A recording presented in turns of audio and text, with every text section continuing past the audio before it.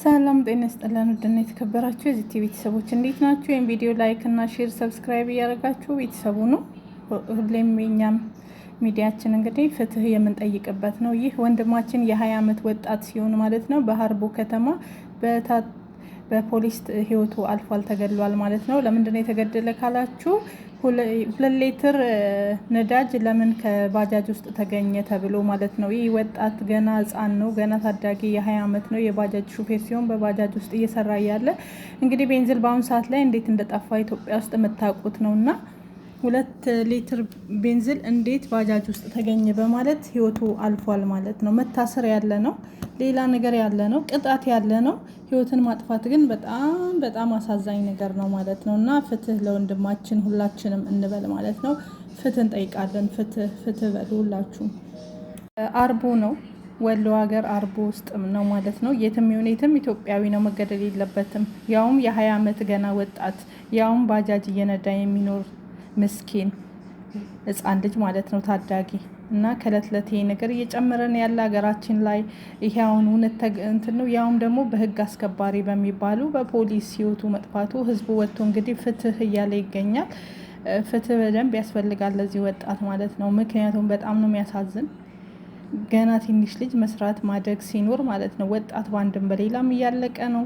አሁን ባጃጅ ውስጥ ነዳጅ ተገኘ ብሎ ግድያን ያደርሳል። እስኪ ሁላችሁም ፍረዱ ማለት ነው።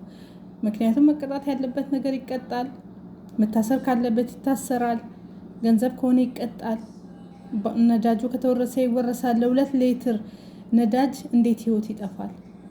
የሰው ልጅ እንደ አውሬ ወይም ደግሞ እንደ ቆሻሻ ነገር እየተቆጠረ ነው በአሁኑ ሰዓት ላይ ኢትዮጵያ ላይ በተለይ ማለት ነው። ስለዚህ ፍትህ እንጠይቃለን ለወንድማችን። ፍትህ ሁላችሁም ድምጽ እንድትሆኑ። ስሚኝማ ወይዬ አለሜ አፍቅሬሽ የቀኑብኝን አግብቼሽ አሳበርኳቸው። ውይ ደስ አይልም? በጣም በጣም አፍቅርሻለሁ። እኔ እናት ውድድ ነው የማደርግሽ። እኔም አባት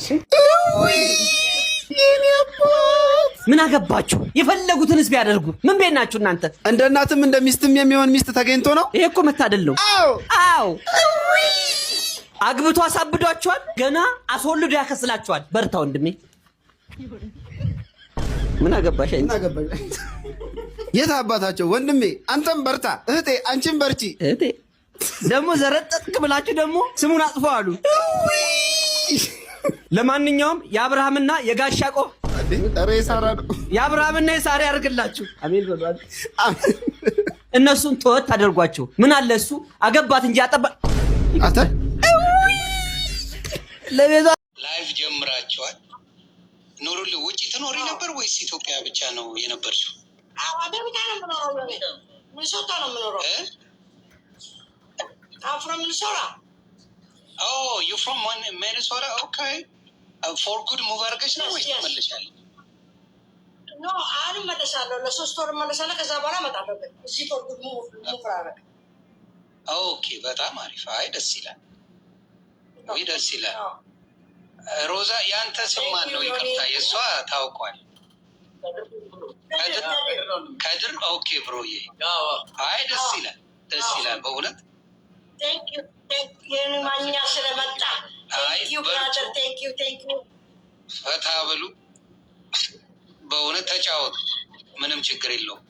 መልካም ጊዜ ሆንላችሁ። እዚህ ውስጥ ያላችሁ አይዟችሁ የምትሉ ወይም ነገረው ምንድን ነው የሰው ልጅ ለተፋቀረው ፕሊስ የማይሆን አስተያየት ባትሰጡ ደስ ይለኛል። ምክንያቱም ወንድ ብቻ ነው እንዴ በእድሜ መብለጥ ያለበት? ፍቅር እድሜ ይገድበዋል ብዬ አላስብም። እውነት ነው ወላሂ ዮኒ። በእውነት እንዲያውም አሜሪካን ስለምትኖር ለእሷ ልንገራት በቋንቋ ኤጅስ ጀስት ነምበር ይላሉ። አሁን እኔም አሁን የሆነ ልጅ 20 አመቱ 23 ነው። እኔ ትልቅ ነኝ። እኔም ላገባ ነው አሁን። ኧረ መብትሽ ነው እናቱ። ማን ሊከለክልሽ? በኋላ እንደነሱ ቢዚ እንዳያደርጉኝ ብዬ አስፈርቼ። ኧረ አሪፍ ነው። ያፈመሱሻል። ምን ችግር አለው? እንዴ ሼርማ ያደርግልኝ የለም ፖስት ምን ትላለህ ይሉኛል። አይ እኔ መቻቸው እንዴ ሰው ከተፋቀረ እኔ ምን አገባኝ? እኔ ማንም ሰው ከተዋደደ ማንም ሰው ከተፋቀረ ቢጋባ ደስተኛ ነኝ። ምንም እኔ ከቤት ፍቅር ከእድሜ ጋር አይገናኝም። ኤጅስ ጀስት ነምበር። በእውነት የሰው ልጆች ከተፋቀሩ ከተስማሙ እንዴ ስንት በኩያ ተጋብቶ ታናሽ አግብቶ የሚቃጠሉ አሉ አይደል እንዴ?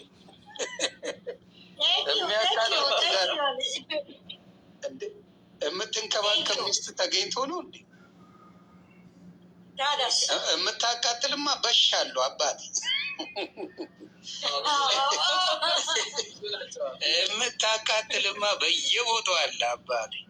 እኔ የምትንከባከብ ነው ያየሁት እስካየሁት ድረስ በጣም ነው ስትንከባከብ። አንዳንድ ቪዲዮዎች አይቻሉ።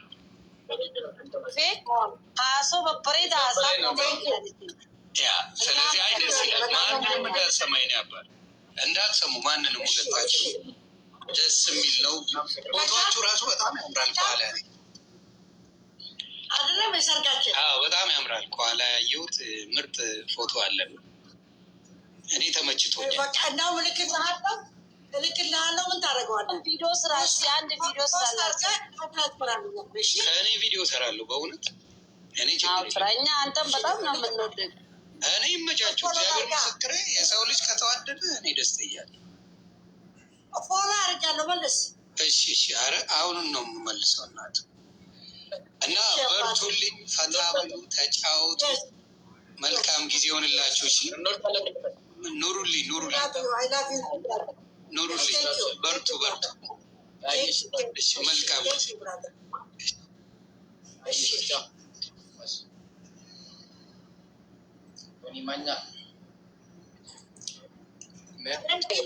የሰሞኑ አነጋጋሪ ጥንዶች ከቲክቶክ መንደር ሴትዮዋ ሀብታም እንደሆነች የተነገረላት ሲሆን ወጣቱ ደግሞ ወጣትነቱን ይዞ ገብቷል። ደስ የሚል ፍቅር እያሳዩ ነው። በየቪዲዮ ይሳሳማሉ፣ ይላፋሉ። እሷ በጣም አቤት ቹርቹርሌ አቤት የኔ ጣፋጭ ወዬ አለሜ አቤት ምርጫዬ ወዬ የኔ እናት ወዬ my wife. Yes, baby. I love you too, babe. I love you so much. ስምኝማ ወዬ አለሜ አፍቅሬሽ የቀኑብኝን አግብቼሽ ያሳበርኳቸው ውይ ደስ አይልም? በጣም ወይ ገርባ መቼም ብቻ ገና ነው እንጂ በደንብ የሚያብዱት አይደለ? ጨርቃቸውን ጥለው እስኪሄዱ ድረስ በጣም ፍቅርሻለሽ የኔ እናት። ውድድ ነው የማደርግሽ። እኔም አባት ስምኝማ ወዬ አለሜ ወላሂ እንዴት አማረብህ ደግሞ እንዴት አባቱ ነው ያማረብህ። እንዴት አባቱ ነው እኔም ቆንጆ አድርጌ ከዛ ደግሞ በርጫፋ ሸብረቅ እናለ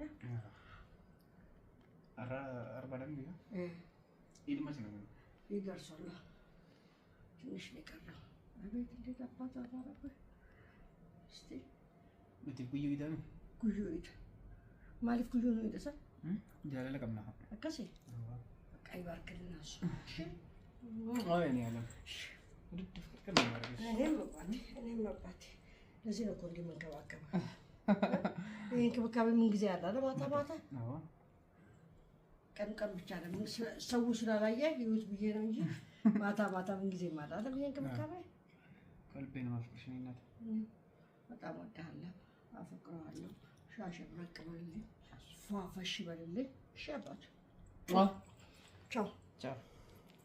በሳውዲ አረቢያ የሞት ፍርድ ተፈርዶባቸው በጭንቅ ላይ ለሚገኙ ኢትዮጵያውያን ምህረት እንዲደረግላቸው ብፁዕ ወቅዱስ አቡነ ማትያስ ለመንግስትና ለሳውዲ ባለስልጣናት ጥሪያቸውን አሰምተዋል። ቅዱስነታቸው የኢትዮጵያ መንግስት ከሳውዲ ባለስልጣናት ጋር በከፍተኛ ደረጃ እንዲነጋገር በመጠቆም የሞት ፍርዱ ተነስቶ ወገኖቻችን ወደ ሀገራቸውና ወደ ቤተሰቦቻቸው የሚመለሱበት መንገድ እንዲመቻች ልዩ ትኩረት እንዲሰጥም በጽኑ ጠይቀዋል። ይህ ጉዳይ የህይወትና የሞት ጉዳይ ነውና የቅዱስነታቸው ጥሪ ለሚመለከታቸው አካላት ሁሉ እንዲደርስና በዓለም አቀፉ ማህበረሰብ ትኩረት እንዲያገኝ ቪዲዮውን ለሁሉም ሼር በማድረግ ወገኖቻችንን እንታደጋቸው። ያልተጠበቀ ጉድ ነው። የወርቅ ጽላቱ የት ገባ? ጳጳሳቱ ለምን ተከሰሱ? ለመንበረ ፓትርያርክ ጠቅላይ ቤተ ክህነት የገባው ደብዳቤ እጃችን ገብቷል። በሀገረ ስብከቱ ዋና ጸሐፊ ወለጋ ሀገረ ስብከት መረጃውን በአጭሩ አቀርባለሁ። ከልዩ ጥበቃ ክፍል ውስጥ የወርቅ ጽላት እንዴት ሊጠፋ ይችላል? የጣት መጠቋቋሙስ በከፍተኛ የቤተ ክርስቲያን አባቶች ላይ ለምን ሆነ? ቤተ ክርስቲያኒቱን እያነጋገረ ያለው የምስራቅ ወለጋው አሳሳቢ ክስተት ብዙዎችን ጉድ አሰኝቷል። በምስራቅ ወለጋ ሀገረ ስብከት ለረጅም ጊዜ በከፍተኛ ጥንቃቄ በልዩ ክፍል ውስጥ ሲጠበቅ የነበረ የወርቅ ጽላት ድንገት የውሃ ሽታ ሆኗል። ሀገረ ስብከቱ ለፓትርያርኩ ጽሕፈት ቤት በላከው ደብዳቤ መሰረት ጽላቱ በደረገ ድንገተኛ ፍተሻ ሊገኝ አልቻለም። ነገር ግን ከሁሉ በላይ የሚያስገርመውና ነገሩን አሳሳቢ የሚያደርገው ሀገረ ስብከቱ የወሰደው እርምጃ ነው። ሀገረ ስብከቱ ለጠቅላይ ቤተ ክህነት በላከው ይፋዊ ደብዳቤ ላይ እንደተመለከትነው ብፁዕ አቡነ ሩፋኤል ጠቅሶ አፋጣኝ ምርመራ እንዲደረግ ጠይቋል። አቡነ ሩፋኤል የልዩ ክፍሉን ቁልፍ ከብፁዕ አቡነ ኤልያስ ስለመረከባቸው በቂ የሰው ምስክር ስላለ ንብረቱ ርቆ ሳይሄድ ቀርበው ይጠየቅልን በማለት አጥብቆ ሞግቷል። በሀገረ ስብከቱ ዋና ጸሐፊ የተጻፈው ደብዳቤ በአንድ የሀገረ ስብከት ጽሕፈት ቤትና በከፍተኛ የሲኖዶስ አባላት መካከል እንዲህ አይነት ግልጽ ክስ መነሳቱ በአካባቢው ምዕመናን ዘንድ ከፍተኛ ቁጣንና መደናገርን ፈጥሯል። ይሁን እንጂ የጠቅላይ ቤተ ክህነቱ የምርመራ ሂደት መጓተትና ዝምታ ነገሩን ይበልጥ ምስጢራዊ አድርጎታል። እናንተስ በዚህ ጉዳይ ላይ ምን ታስባላችሁ? ይህ ደብዳቤ በተጠናቀው የቅዱስ ሲኖዶስ ስብሰባ ላይ ተነስቶ ነበረ። በወርቅ ጽላቱ ምስጢርና በጳጳሳቱ ላይ በተነሳው ክስ ዙሪያም የእናንተን አስተያየት እንጠብቃለን። ጉዳዩን የተከታተሉ ለእናንተ የውላችሁ ከተመቹኝ እናትና ልጅ መካከል ማለት ነው በጣም ነው ወደድኳቸው። አንዴ ይውልኝ ስምኝማ ወዬ አለሜ አፍቅሬሽ የቀኑብኝ